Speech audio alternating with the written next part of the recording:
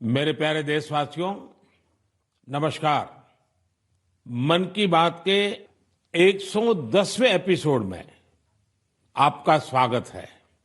हमेशा की तरह इस बार भी हमें आपके ढेर सारे सुझाव, इनपुट्स और कमेंट्स मिले हैं और हमेशा की तरह इस बार भी ये चुनौती है कि एपिसोड में किन-किन विषयों को शामिल किया जाए। मुझे पॉजिटिविटी से भरे एक से बढ़कर एक इनपुट्स मिले हैं।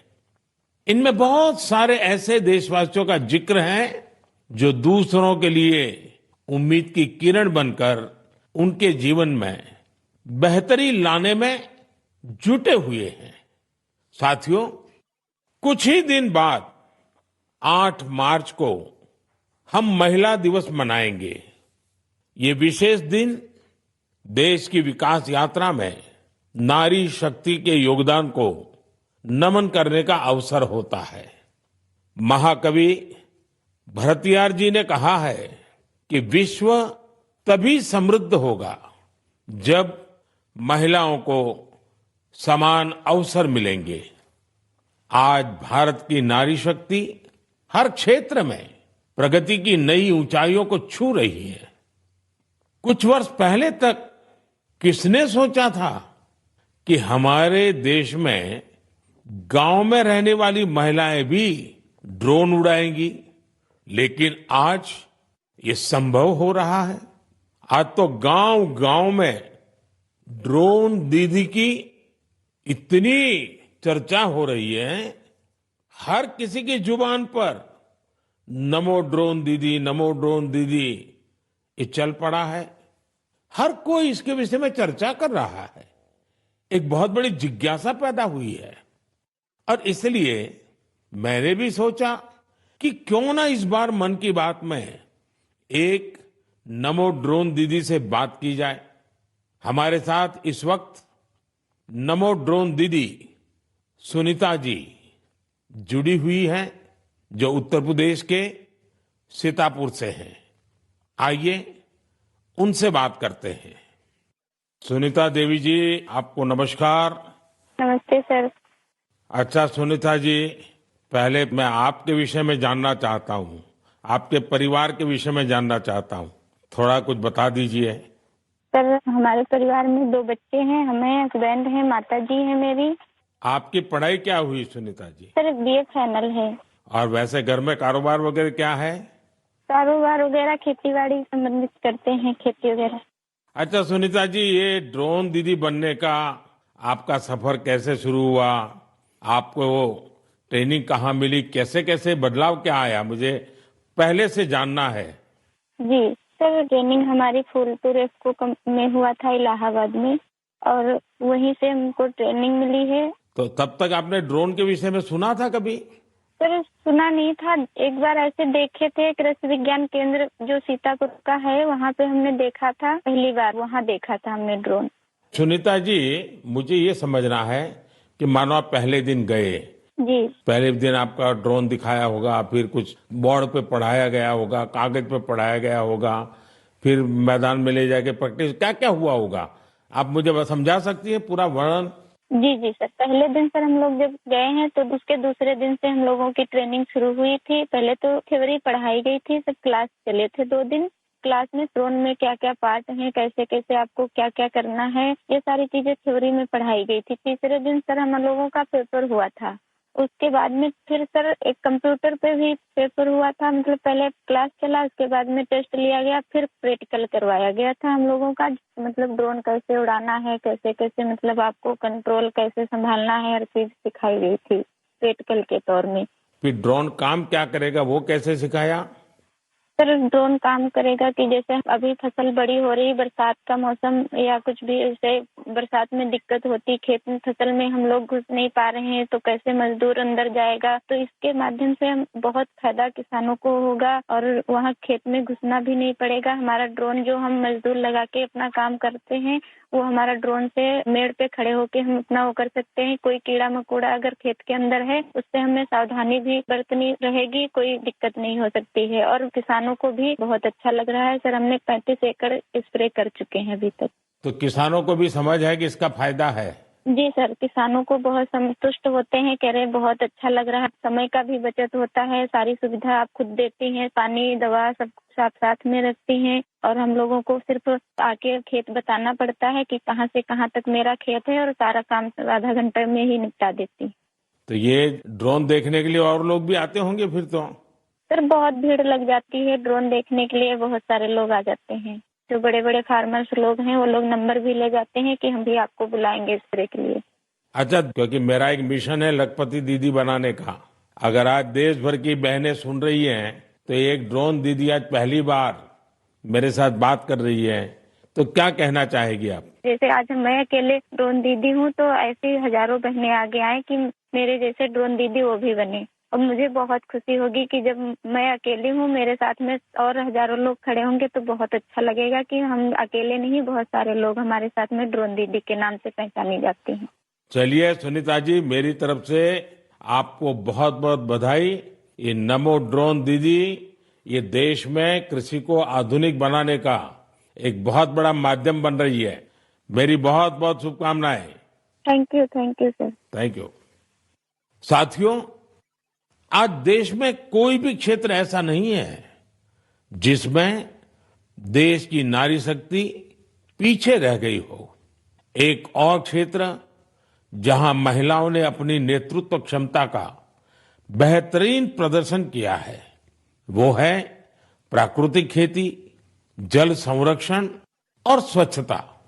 केमिकल से हमारी धरती मां को जो कष्ट हो रहा है, जो पीड़ा हो रही है, जो दर्द हो रहा है, हमारी धरती मां को बचाने में देश की मातृशक्ति बड़ी भूमिका निभा रही है।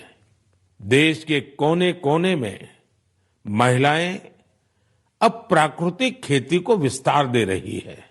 आज अगर देश में जल जीवन मिशन के तहत इतना काम हो रहा है तो इसके पीछे पानी समितियों की बहुत बड़ी भूमिका है। इस पानी समिति का नेतृत्व महिलाओं के ही पास है। इसके अलावा भी बहनें बेटियां जल संरक्षण के लिए चौतरफा प्रयास कर रही हैं। मेरे साथ फोन लाइन पर ऐसी ही महिला है कल्याणी प्रफुल्ल पाटिल जी। ये महाराष्ट्र की रहने वाली है। आइए कल्याणी प्रफुल्ल पाटिल जी से बात कर उनका अनुभव जानते हैं। कल्याणी जी नमस्ते। नमस्ते सर जी, नमस्ते। कल्याणी जी, पहले तो आप अपने विषय में, अपने परिवार के विषय में, अपने कामकाज विषय में जरा बताइए। सर मैं एमएससी माइक्रोबायोलॉजी हूँ और मेरे घर में मेरे पतिदेव, मेरी सास है और मेरे 2 बच्चे और 3 साल से मैं अपने ग्राम पंचायत में कार्यरत हूँ। और फिर गांव में खेती के काम में लग गई क्योंकि आपके पास बेसिक नॉलेज भी है, आपकी पढ़ाई भी क्षेत्र में हुई है और अब आप खेती में जुड़ गई हैं। तो क्या क्या नए प्रयोग किए हैं आपने? सर हमने जो 10 प्रकार के हमारी वनस्पति है उसको एकत्रित करके उससे हमने ऑर्गेनिक फवारनी बनाया। जैसे कि जो हम पेस्टिसाइड वगैरह स्प्रे करते तो उससे पेस्ट वगैरह जो हमारी मित्र कीट रहती है वो नष्ट हो रहे हैं और हमारी सॉइल का पोल्यूशन होता है। जो सब केमिकल चीजें वो पानी में घुल मिल रही है उसकी वजह से हमारे बॉडी पर भी हानिकारक परिणाम दिख रहे हैं। उस हिसाब से हमने कम से कम पेस्टिसाइड का यूज करके, तो एक प्रकार से आप पूरी तरह प्राकृतिक खेती की तरफ जा रही हैं। हाँ, जो अपनी पारंपरिक खेती है सर वैसे हमने की पिछले साल। क्या अनुभव आया प्राकृतिक खेती में? सर जो हमारी महिला है उनको जो खर्च है वो कम लगा और जो प्रोडक्ट है सर तो वो समाधान था कि हमने विदाउट पेस्ट वो किया है। क्योंकि अब कैंसर के प्रमाण जो बढ़ रहे हैं जैसे शहरी भागों में तो है लेकिन गांव में भी हमारे उसका प्रमाण बढ़ रहा है। तो उस हिसाब से अगर आप अपने आगे के परिवार को अपने सुरक्षित करना है तो ये मार्ग अवलंबना जरूरी है। इस हिसाब से वो महिलाएं भी सक्रिय सहभाग इसके अंदर दिखा रही है। अच्छा कल्याणी जी, आपने कुछ जल संरक्षण में भी काम किया है? उसमें क्या किया है आपने? सर, रेन वाटर हार्वेस्टिंग जो हमारे शासकीय जितने भी इमारतें जैसे कि प्राथमिक शाला हुई, आंगनवाड़ियाँ हुए, हमारी ग्राम पंचायत की जो बिल्डिंग है, वहाँ के जो पानी है बारिश का, वो सब इकट्ठा करके हमने एक जगह पे कलेक्ट किया हुआ है। और जो रिचार्ज शाफ्ट है सर, कि बारिश का पानी जो गिरता है वो जमीन के अंदर परकोलेट होना चाहिए, तो उस हिसाब से हमने 20 रिचार्ज शाफ्ट हमारे गांव के अंदर किए हुए हैं और 50 रिचार्ज शाफ्ट का सैंक्शन हो गया है। अब जल्दी ही उसका भी काम चालू होने वाला है। चलिए कल्याणी जी, आपल्याशी बोलून खूप आनंद झाला. तुम्हाला खूप खूप शुभेच्छा. सर धन्यवाद, सर धन्यवाद. मलाही तुमच्याशी बोलून खूप खूप आनंद झाला. म्हणजे माझ्या आयुष्याचं संपूर्ण सार्थकी लागलं माझं जीवन, असं मी समजते. बस सेवा करा. चलिए, आपका नाम ही कल्याणी है तो आपको तो कल्याण करना ही करना है. धन्यवाद जी. नमस्कार. धन्यवाद सर, धन्यवाद. साथियों, चाहे सुनीता जी हो या कल्याणी जी, अलग अलग क्षेत्रों में नारी शक्ति की सफलता बहुत प्रेरक है. मैं एक बार फिर हमारी नारी शक्ति की स्पिरिट की हृदय से सराहना करता हूं. मेरे प्यारे देशवासियों, आज हम सबके जीवन में टेक्नोलॉजी का महत्व बहुत बढ़ गया है. मोबाइल फोन, डिजिटल गैजेट्स हम सबकी जिंदगी का अहम हिस्सा बन गए हैं. लेकिन क्या आप कल्पना कर सकते हैं कि डिजिटल गैजेट्स की मदद से अब वन्य जीवों के साथ तालमेल बिठाने में भी मदद मिल रही है.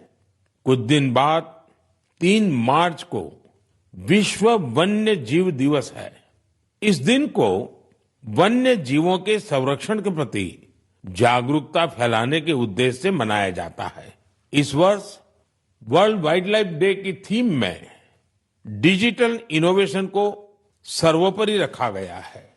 आपको ये जानकर खुशी होगी कि हमारे देश के अलग अलग हिस्सों में वन्य जीवों के संरक्षण के लिए टेक्नोलॉजी का खूब उपयोग हो रहा है. पिछले कुछ वर्षों में सरकार के प्रयासों से देश में बाघों की संख्या बढ़ी है. महाराष्ट्र के चंद्रपुर के टाइगर रिजर्व में बाघों की संख्या 250 से ज्यादा हो गई है. चंद्रपुर जिले में इंसान और बाघों के संघर्ष को कम करने के लिए आर्टिफिशियल इंटेलिजेंस की मदद ली जा रही है. यहाँ गांव और जंगल की सीमा पर कैमरे लगाए गए हैं. जब भी कोई बाघ गांव के करीब आता है, तब एआई की मदद से स्थानीय लोगों को मोबाइल पर अलर्ट मिल जाता है. आज इस टाइगर रिजर्व के आसपास के 13 गांवों में इस व्यवस्था से लोगों को बहुत सुविधा हो गई है और बाघों को भी सुरक्षा मिली है. साथियों, आज युवा एंटरप्रेन्योर्स भी वन्य जीव संरक्षण और इको टूरिज्म के लिए नए नए इनोवेशन सामने ला रहे हैं. उत्तराखंड के रुड़की में रोटर प्रिसीजन ग्रुप्स ने wild life institute of India के सहयोग से ऐसा ड्रोन तैयार किया है जिससे केन नदी में घड़ियालों पर नजर रखने में मदद मिल रही है. इसी तरह बेंगलुरु की एक कंपनी ने बघीरा और गरुड़ नाम का ऐप तैयार किया है. बघीरा ऐप से जंगल सफारी के दौरान वाहन की स्पीड और दूसरी गतिविधियों पर नजर रखी जा सकती है. देश के कई टाइगर रिजर्व में इसका उपयोग हो रहा है. आर्टिफिशियल इंटेलिजेंस और इंटरनेट ऑफ थिंग्स पर आधारित गरुड़ ऐप को किसी सीसीटीवी से कनेक्ट करने पर रियल टाइम अलर्ट मिलने लगता है. वन्य जीवों के संरक्षण की दिशा में इस तरह के हर प्रयास से हमारे देश की जैव विविधता और समृद्ध हो रही है. साथियों, भारत में तो प्रकृति के साथ तालमेल हमारी संस्कृति का अभिन्न हिस्सा रहा है. हम हजारों वर्षों से प्रकृति और वन्य जीवों के साथ सह अस्तित्व की भावना से रहते आए हैं. अगर आप कभी महाराष्ट्र के मेलघाट टाइगर रिजर्व जाएंगे तो वहां स्वयं इसे अनुभव कर सकेंगे। इस टाइगर रिजर्व के पास खटकली गांव में रहने वाले आदिवासी परिवारों ने सरकार की मदद से अपने घर को होम स्टे में बदल दिया है। ये उनकी कमाई का बहुत बड़ा साधन बन रहा है। इसी गांव में रहने वाले कोरकू जनजाति के प्रकाश जामकर जी ने अपनी 2 हेक्टेयर जमीन पर 7 कमरों वाला होम स्टे तैयार किया है। उनके यहाँ रुकने वाले पर्यटकों के खाने पीने का इंतजाम उनका परिवार ही करता है। अपने घर के आसपास उन्होंने औषधीय पौधों के साथ आम और कॉफी के पेड़ भी लगाए हैं। इससे पर्यटकों का आकर्षण तो बढ़ा ही है, दूसरे लोगों के लिए भी रोजगार के नए अवसर बने हैं। मेरे प्यारे देशवासियों, जब पशुपालन की बात करते हैं तो अक्सर गाय भैंस तक ही रुक जाते हैं, लेकिन बकरी भी तो एक अहम पशुधन है जिसकी उतनी चर्चा नहीं होती है। देश के अलग अलग क्षेत्रों में अनेकों लोग बकरी पालन से भी जुड़े हुए हैं। ओडिशा के कालाहंडी में बकरी पालन गांव के लोगों की आजीविका के साथ साथ उनके जीवन स्तर को ऊपर लाने का भी एक बड़ा माध्यम बन रहा है। इस प्रयास के पीछे जयंती महापात्रा जी और उनके पति बीरेन साहू जी का एक बड़ा फैसला है। ये दोनों बेंगलुरु में मैनेजमेंट प्रोफेशनल्स थे, लेकिन इन्होंने ब्रेक लेकर कालाहंडी के सालेभाटा गांव आने का फैसला लिया। ये लोग कुछ ऐसा करना चाहते थे जिससे यहाँ के ग्रामीणों की समस्याओं का समाधान भी हो, साथ ही वो सशक्त भी बने। सेवा और समर्पण से भरी अपनी इसी सोच के साथ इन्होंने माणिकस्तु एग्रो की स्थापना की और किसानों के साथ काम शुरू किया। जयंती जी और बीरेन जी ने यहाँ एक दिलचस्प माणिकस्तु गॉट बैंक भी खोला है। वे सामुदायिक स्तर पर बकरी पालन को बढ़ावा दे रहे हैं। उनके गोट फार्म में करीब दर्जनों बकरियां हैं। माणिकस्तु गोट बैंक इसने किसानों के लिए एक पूरा सिस्टम तैयार किया है। इसके जरिए किसानों को 24 महीने के लिए 2 बकरियां दी जाती हैं। 2 वर्षों में बकरियां 9 से 10 बच्चों को जन्म देती हैं। इनमें से 6 बच्चों को बैंक रखता है, बाकी उसी परिवार को दे दी जाती हैं जो बकरी पालन करता है। इतना ही नहीं, बकरियों की देखभाल के लिए जरूरी सेवाएं भी प्रदान की जाती हैं। आज 50 गांवों के 1000 से अधिक किसान इस दंपत्ति के साथ जुड़े हैं। उनकी मदद से गांव के लोग पशुपालन के क्षेत्र में आत्मनिर्भरता की ओर बढ़ रहे हैं। मुझे ये देखकर बहुत अच्छा लगता है कि विभिन्न क्षेत्रों में सफल प्रोफेशनल्स छोटे किसानों को सशक्त और आत्मनिर्भर बनाने के लिए नए नए तरीके अपना रहे हैं। उनका यह प्रयास हर किसी को प्रेरित करने वाला है। मेरे प्यारे देशवासियों, हमारी संस्कृति की सीख है परमार्थ परमो धर्मः, यानी दूसरों की मदद करना ही सबसे बड़ा कर्तव्य है। इसी भावना पर चलते हुए हमारे देश में अनगिनत लोग निस्वार्थ भाव से दूसरों की सेवा करने में अपना जीवन समर्पित कर देते हैं। ऐसे ही एक व्यक्ति है बिहार में भोजपुर के भीम सिंह भवेश जी। अपने क्षेत्र के मुसहर जाति के लोगों के बीच इनके कार्यों की खूब चर्चा है। इसलिए मुझे लगा कि क्यों न आज इनके बारे में भी आपसे बात की जाए। बिहार में मुसहर एक अत्यंत वंचित समुदाय रहा है, बहुत गरीब समुदाय रहा है। भीम सिंह भवेश जी ने इस समुदाय के बच्चों की शिक्षा पर अपना फोकस किया है ताकि उनका भविष्य उज्जवल हो सके। उन्होंने मुसहर जाति के करीब 8,000 बच्चों का स्कूल में दाखिला कराया है। उन्होंने एक बड़ी लाइब्रेरी भी बनवाई है, जिससे बच्चों को पढ़ाई लिखाई की बेहतर सुविधा मिल रही है। भीम सिंह जी अपने समुदाय के सदस्यों के जरूरी डॉक्यूमेंट बनवाने में, उनके फॉर्म भरने में भी मदद करते हैं। इससे जरूरी संसाधनों तक गांव के लोगों की पहुंच और बेहतर हुई है। लोगों का स्वास्थ्य बेहतर हो, इसके लिए उन्होंने 100 से अधिक मेडिकल कैंप लगवाए हैं। जब कोरोना का महासंकट सिर पर था, तब भीम सिंह जी ने अपने क्षेत्र के लोगों को वैक्सीन लगवाने के लिए भी बहुत प्रोत्साहित किया। देश के अलग अलग हिस्सों में भीम सिंह भवेश जी जैसे कई लोग हैं जो समाज में ऐसे अनेक नेक कार्यों में जुटे हैं। एक जिम्मेदार नागरिक के तौर पर हम इसी प्रकार अपने कर्तव्यों का पालन करेंगे तो यह एक सशक्त राष्ट्र के निर्माण में बहुत ही मददगार साबित होगा। मेरे प्यारे देशवासियों, भारत की सुंदरता यहाँ की विविधता और हमारी संस्कृति के अलग अलग रंगों में भी समाहित है।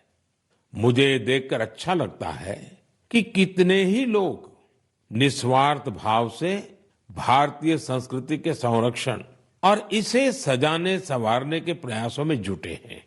आपको ऐसे लोग भारत के हर हिस्से में मिल जाएंगे।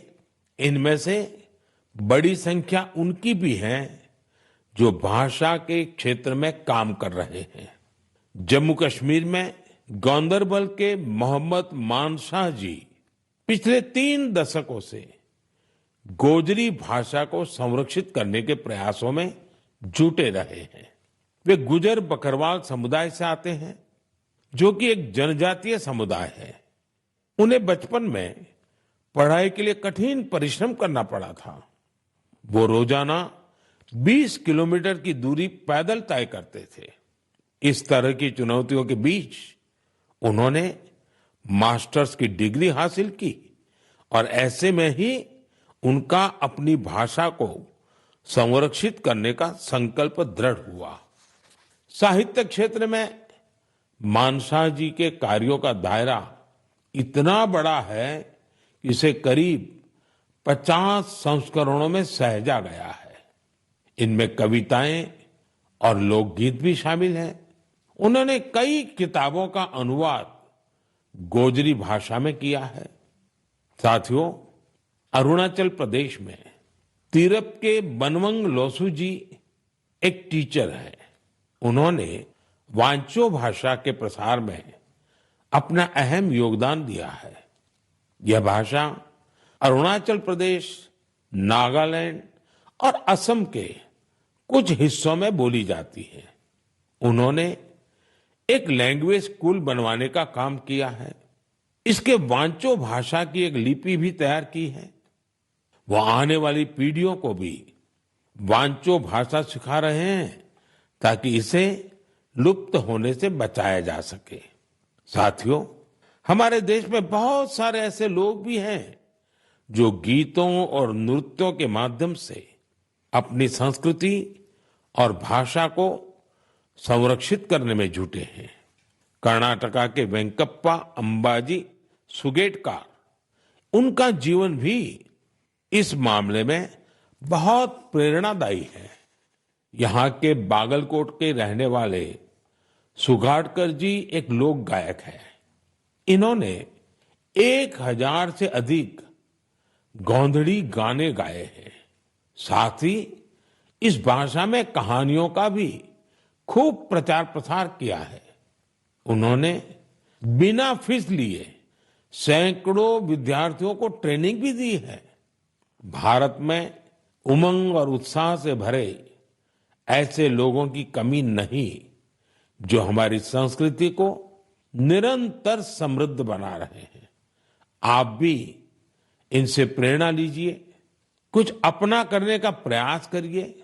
आपको बहुत संतोष का अनुभव होगा। मेरे प्यारे देशवासियों, 2 दिन पहले मैं वाराणसी में था और वहां मैंने एक बहुत ही शानदार फोटो प्रदर्शनी देखी। काशी और आसपास के युवाओं ने कैमरे पर जो मोमेंट कैप्चर किए हैं वो अद्भुत है।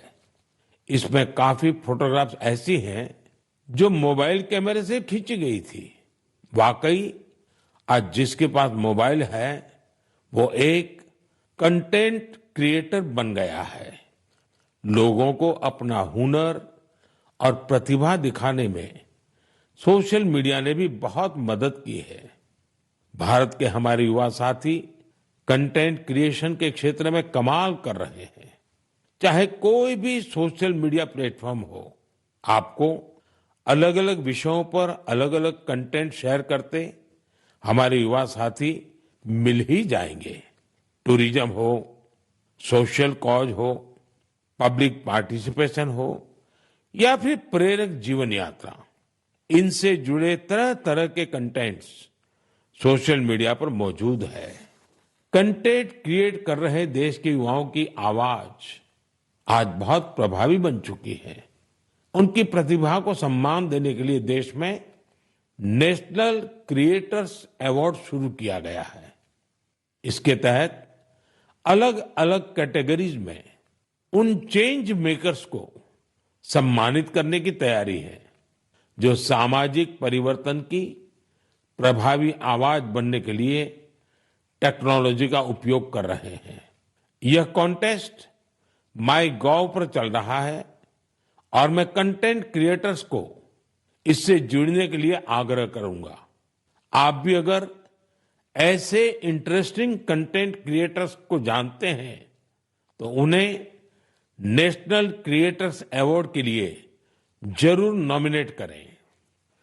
मेरे प्यारे देशवासियों, मुझे इस बात की खुशी है कि कुछ दिन पहले ही चुनाव आयोग ने एक और अभियान की शुरुआत की है, मेरा पहला वोट देश के लिए। इसके जरिए विशेष रूप से फर्स्ट टाइम वोटर्स से अधिक संख्या में मतदान करने का आग्रह किया गया है। भारत को जोश और ऊर्जा से भरी अपनी युवा शक्ति पर गर्व है। हमारे युवा साथी चुनावी प्रक्रिया में जितनी अधिक भागीदारी करेंगे, इसके नतीजे देश के लिए उतने ही लाभकारी होंगे। मैं भी फर्स्ट टाइम वोटर्स से आग्रह करूंगा कि वे रिकॉर्ड संख्या में वोट करें। 18 का होने के बाद आपको 18वीं लोकसभा के लिए सदस्य चुनने का मौका मिल रहा है। यानी ये 18वीं लोकसभा भी युवा आकांक्षा का प्रतीक होगी। इसलिए आपके वोट का महत्व और बढ़ गया है। आम चुनावों की इस हलचल के बीच आप युवा न केवल राजनीतिक गतिविधियों का हिस्सा बनिए, बल्कि इस दौरान चर्चा और बहस को लेकर भी जागरूक बने रहिए। और याद रखिएगा, मेरा पहला वोट देश के लिए। मैं देश के इन्फ्लुएंसर्स को भी आग्रह करूंगा, चाहे वो खेल जगत के हो, फिल्म जगत के हो, साहित्य जगत के हो, दूसरे प्रोफेशनल्स हो या हमारे इंस्टाग्राम और यूट्यूब के इन्फ्लुएंसर्स हो, वो भी इस अभियान में बढ़ चढ़कर हिस्सा लें और हमारे फर्स्ट टाइम वोटर्स को मोटिवेट करें। साथियों, मन की बात के इस एपिसोड में मेरे साथ इतना ही। देश में लोकसभा चुनाव का माहौल है और जैसा कि पिछली बार हुआ था, संभावना है कि मार्च के महीने में आचार संहिता भी लग जाएगी। ये मन की बात की बहुत बड़ी सफलता है कि बीते 110 एपिसोड में हमने इसे सरकार की परछाई से भी दूर रखा है। मन की बात में देश की सामूहिक शक्ति की बात होती है, देश की उपलब्धि की बात होती है। ये एक तरह से जनता का, जनता के लिए, जनता द्वारा तैयार होने वाला कार्यक्रम है। लेकिन फिर भी राजनीतिक मर्यादा का पालन करते हुए लोकसभा चुनाव के इन दिनों में अब अगले 3 महीने मन की बात का प्रसारण नहीं होगा। अब जब आपसे मन की बात में संवाद होगा तो वो मन की बात का 111वां एपिसोड होगा। अगली बार मन की बात की शुरुआत 111 के शुभ अंक से हो तो इससे अच्छा भला क्या होगा। लेकिन साथियों, आपको मेरा एक काम करते रहना है। मन की बात भले 3 महीने के लिए रुक रहा है, लेकिन देश की उपलब्धियां थोड़ी रुकेंगी। इसलिए आप मन की बात हैशटैग के साथ समाज की उपलब्धियों को, देश की उपलब्धियों को सोशल मीडिया पर डालते रहें। कुछ समय पहले एक युवा ने मुझे एक अच्छा सुझाव दिया था। सुझाव ये कि मन की बात के अब तक के एपिसोड में से छोटे छोटे वीडियो YouTube शॉर्ट्स के रूप में शेयर करना चाहिए। इसलिए मैं मन की बात के श्रोताओं से आग्रह करूंगा कि ऐसे शॉर्ट्स को खूब शेयर करें। साथियों, जब अगली बार आपसे संवाद होगा तो फिर नई ऊर्जा, नई जानकारियों के साथ आपसे मिलूंगा। आप अपना ध्यान रखिए। बहुत बहुत धन्यवाद। नमस्कार।